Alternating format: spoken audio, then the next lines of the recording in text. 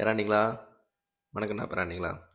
இப்போ நம்ம எந்த படத்தை பற்றி பார்க்க போகிறோம் அப்படின்னா, ட்ரிபிள் டி, தலைவர் தம்பி தலைமையில். அதாவது இந்த படம் இப்போ ரிலீஸ் பண்ணதா பிளானே கிடையாது. ஜீவா இந்த படத்தை பொத்தி பொத்தி வளர்த்துருந்தாப்புல. ஒரு கரெக்டான டைம் வரப்போ ரிலீஸ் பண்ணுவோம், யாரும் வராத டைமில் ரிலீஸ் பண்ணுவோம்னு நினச்சிட்டு இருந்தாப்புல. ஆனால் ஜனநாயகன் வராததுனால இதில் ஒரு கூத்தடிச்சு ஜனநாயகனை வரவிடாமல் பண்ணிட்டாங்க. ஜனநாயகன் வராததுனால பராசக்தி மட்டும்தான் வந்துச்சு. சரி, ஒரு 5-6 நாள் லீவ் இருக்குது, பராசக்தி மட்டும்தான் வருது, ஏன் நம்ம வந்தால் என்ன அப்படின்னு சொல்லிட்டு வந்தது தான் ட்ரிபிள் டி. யாருமே எக்ஸ்பெக்ட் பண்ணலை. வா வாத்தியார் வந்துச்சு, இதுவும் வந்துச்சு. பட் எல்லாரும் வா வாத்தியார் பயங்கரமாக இருக்கும் போல், ஏன்னா நலன் குமாரசாமி படம். ஸோ அதனால் அந்த படம் நல்லாயிருக்கும் அப்படின்னு ட்ரிபிள் டி யாருமே கண்டுக்கல. ஸோ ஆனால் ரிவ்யூஸ் வர ஆரம்பிச்சது எப்படின்னா, வா வாத்தியார் அந்தளவுக்கு ஒன்றும் நல்லா இல்லை அப்படிங்கிற மாதிரி ரிவ்யூஸ் வர ஆரம்பிச்சிச்சு. பராசக்தி ஏர்லியாக ரிலீஸ் ஆகிடுச்சு, ஜனவரி 9 ரிலீஸ் ஆகிடுறதுனால எல்லாருமே போய் படம் பார்த்துட்டு முக்கால்வாசி வந்துட்டாங்க. வேறு எதுவும் படம் இல்லாத மாதிரி இருந்துச்சு. அப்போ தான் கடைசியாக தான் சேர்ந்தார் விநாயக் அப்படிங்கிற மாதிரி ட்ரிபிள் டி வந்துச்சு. அந்த படம் டேரக்டருமே ஏற்கனவே நல்ல படம் கொடுத்துருக்காரு, ஃபெலிமின்னு ஒன்று படம் கொடுத்துருக்காரு. ஸோ ஒரு ஃபீல் குட் மூவி மாதிரி தான் இருந்துச்சு. அந்த ட்ரெய்லர் பார்க்குறப்போ நல்லா காமெடியாக இருந்துச்சு. ரிவ்யூஸுமே நல்லா வர ஆரம்பிச்சிருச்சு. சரி போய் பார்ப்போமே அப்படின்னு சொல்லிட்டு போனது தான். படம் எப்படின்னா 2 hours தான் ரன் டைமு.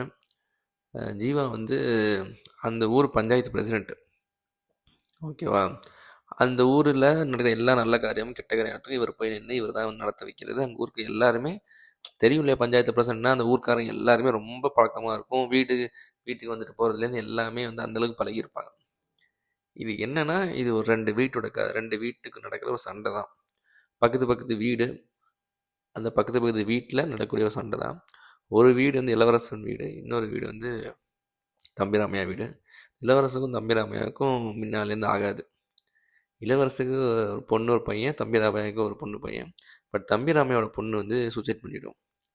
அதுக்கு ஏன்னா ஊர்க்காரங்களாம் அந்த பொண்ணோட ஏதோ ஒரு பையன் சேர்ந்துருந்த மாதிரி இளவரசை பார்த்துட்டு ஊர் ஃபுல்லாக சொல்லி விட்டு அந்த பொண்ணை ரொம்ப தப்பாக பேசி அந்த பொண்ணு மன உளைச்சலுக்கு ஆளாகி போய் இறந்துடும்.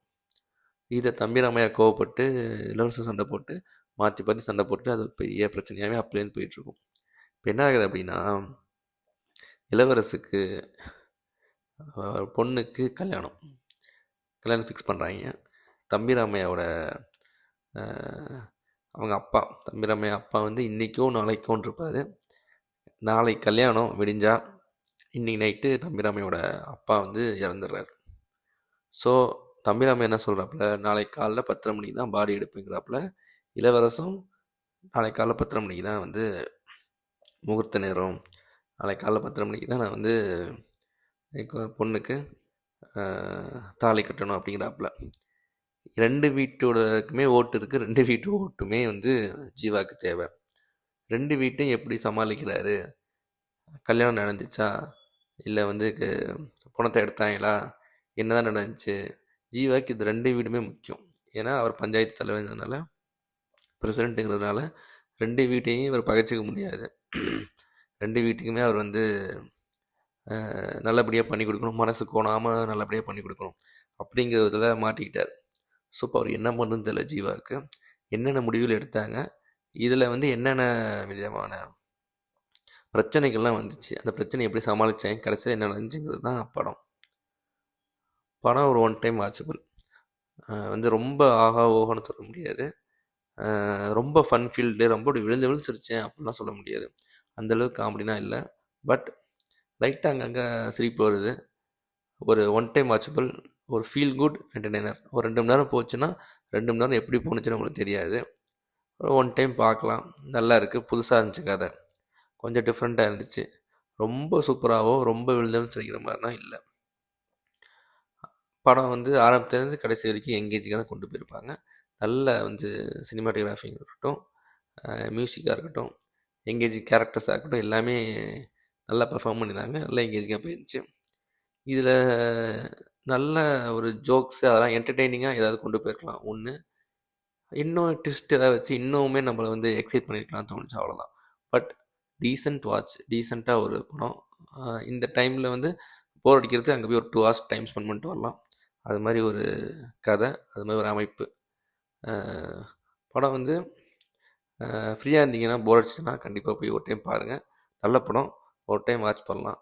ரொம்ப எக்ஸ்பெக்ட் பண்ணி போயிடாதீங்க, அந்தளவுக்கு இருக்காது. பட் ஆனால் நல்ல படம், கண்டிப்பாக பார்க்கலாம். மீண்டும் ஒரு வீடியோவில் சந்திப்போம். நன்றி, வணக்கம்.